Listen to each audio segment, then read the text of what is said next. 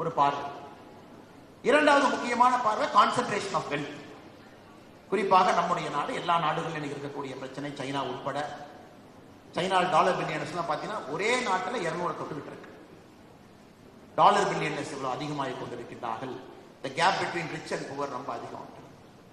அதற்கு அண்ணன் ரங்கராஜ் பாண்டே அவர்கள் அற்புதமாக ஒரு விளக்கம் கொடுத்தாங்க. the prime minister is completely aware of this.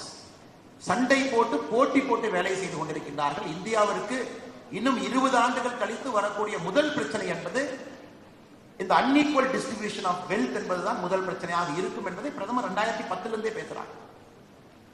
Oligopoly, monopoly உடைக்கிறோம், கான்சென்ட்ரேஷன் ஆஃப் வெல்த் உருவாகக்கூடாது என்று நினைக்கின்றோம். குறிப்பாக 43% நம்ம ஆட்சிக்கு வருவதற்கு முன்பு சுரேஷ் டெண்டுல்கர் ரிப்போர்ட்ல பிலோ பாவர்ட்டி லைன் அவங்கள மேல கொண்டு வரணும், சுய தொழில் தொடங்கணும், ஆண்டர்பிரினர்ஸ் கிரியேட் பண்ணணும், முத்ரா லோன்ஸ், எஸ்எம்இஸ்